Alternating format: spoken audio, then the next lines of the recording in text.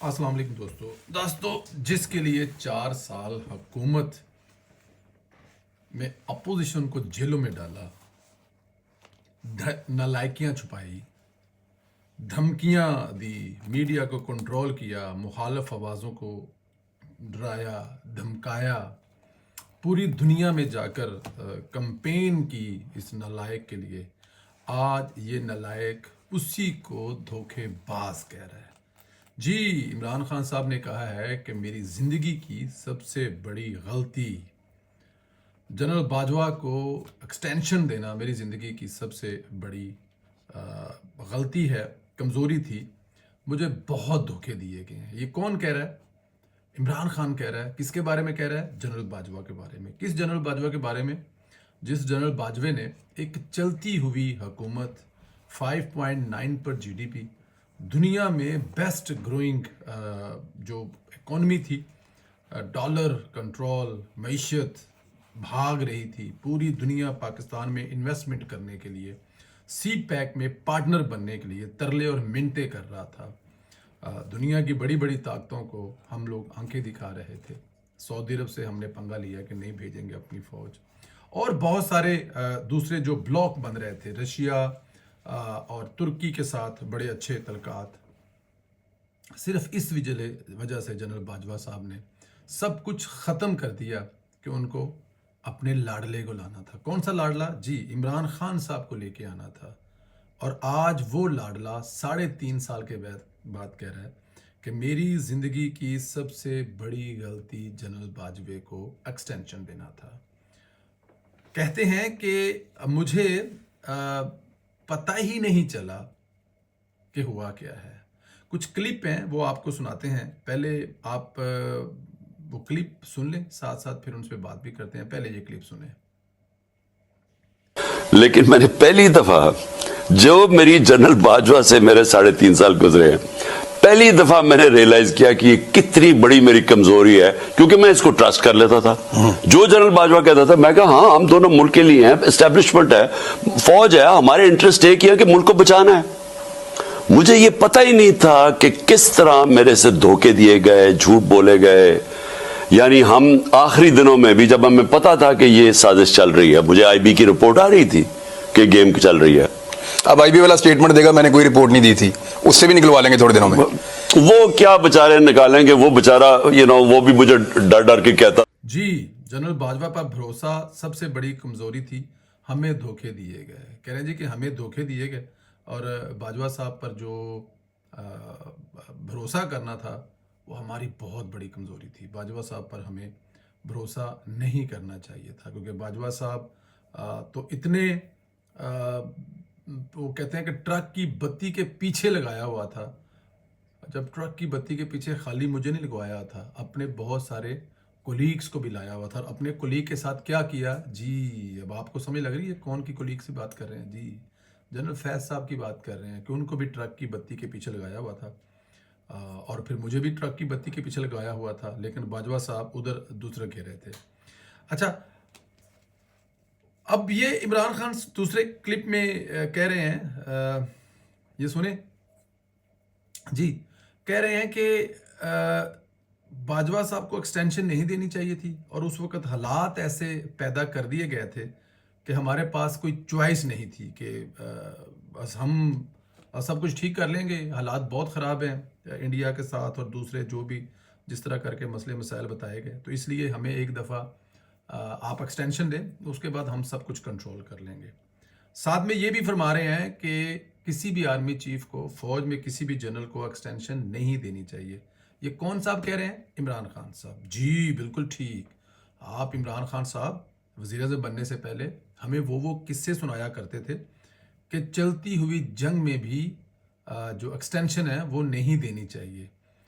और जब वक़्त आया और आपको सिर्फ एक दफ़ा वज़ीर-ए-आज़म अपने टनोर में लगाना था, आपने एक सादे कागज़ पर हाथ से लिखकर एक्सटेंशन दे दी थी। शायद आप भूल रहे हैं। और लेकिन नवाज शरीफ जो है, उसने जो पहले दिन कहा, पहली हुकूमत अपनी गंवा ली, लेकिन इस बात पे समझौता नहीं किया कि किसी भी जनरल को एक्सटेंशन नहीं देनी। तो इसका मतलब है आज फिर वापस आप नवाज शरीफ के نقشے قدم پر چلنے کی کوشش کر رہے ہیں اور ہیرو بن رہے ہیں. نہیں، عمران خان صاحب ایسے نہیں. جب آپ کے بس میں تھا تب آپ نے انکار نہیں کیا، تب آپ نے اپنے لالچ کے لیے تاکہ آپ کی حکومت چلتی رہی ایکسٹینشن دی تھی. اس لیے ایکسٹینشن نہیں دی تھی کہ ملک میں حالات خراب ہیں. آپ سے بہتر کون جانتا تھا کہ ملک میں حالات خراب ہیں؟ تو اس لیے یہ کہنا کہ ملک میں حالات خراب ہیں تو اس لیے ہمیں ایکسٹینشن دینی پڑی، نہیں. یہ بھی فرمایا عمران خان صاحب نے کہ مجھے دھوکہ دیا گیا، مجھے پتہ ہی نہیں چلنے دیا گیا کہ یہ سب کچھ کب کر رہے تھے. جب نواز شریف کے ساتھ ان کی کوئی ڈیل ہوگی تو مجھے نہیں پتہ چلنے دیا. اور کہتے ہیں کہ جب باجوہ کو، جب جنرل فیض کو انہوں نے ہٹایا تھا تو ہٹانے کا مقصد یہ تھا تاکہ اسی لیے میں ہٹانا نہیں چاہتا تھا کیونکہ مجھے اندیشہ تھا کہ یہ گیم کریں گے. اور پھر وہی ہوا، جب جنرل فیض کو ہٹا دیا گیا تو اس کے بعد یہ پھر باہر سے گیم کرے تھے، لیکن مجھے پتہ ہی نہیں چلنے دیا. اب یہاں پہ پوائنٹ یہ ہے کہ جناب آپ ملک کے وزیر اعظم ہیں اور آپ کو یہی نہیں پتا کہ آپ کے ملک میں اسٹیبلشمنٹ کیا کر رہی ہے، تو پھر آپ کس بات کے وزیر اعظم ہیں؟ پھر ساتھ میں یہ بھی فرما رہے ہیں کہ آئی بی والا مجھے بتاتا تھا آ کے، اور وہ اتنا ڈرتا تھا آئی بی والا ان سے کہ وہ مجھے لکھ کر رپورٹ نہیں دیتا تھا، وہ آ کر میرے کان میں بتاتا تھا، اونچی بھی نہیں بولتا تھا کہ آپ کے خلاف سازشیں ہو رہی ہیں، آپ کچھ کر لیں. اور دوسری طرف کہتے ہیں کہ مجھے پتہ ہی نہیں چلا. اپنی ہی بات کو عمران خان جو ہے وہ غلط ملت ثابت کرتا ہے. عمران خان کی کسی بھی بات کو کیا کہا جائے. اور ابھی یہ بھی کہہ رہے ہیں کہ جو آئی بی والا ہے وہ بھی کچھ دن سامنے آ کے اس کی کوئی تردید کر دے گا یا کچھ کر دے گا، لیکن اس سے کوئی فرق نہیں پڑے گا کیونکہ آئی بی والا مجھے یہ سب کچھ کہتا رہا ہے. عمران خان نیازی نے ساتھ میں یہ بھی کہہ دیا ہے کہ جو باجوہ صاحب ہیں وہ اپنے کچھ کولیگز کو بھی گولیاں دیتے تھے میرے ساتھ ساتھ. تو اس کا مطلب ہے کہ اب باجوہ کے کولیگ کون ہے جس کو گولیاں دی ہیں؟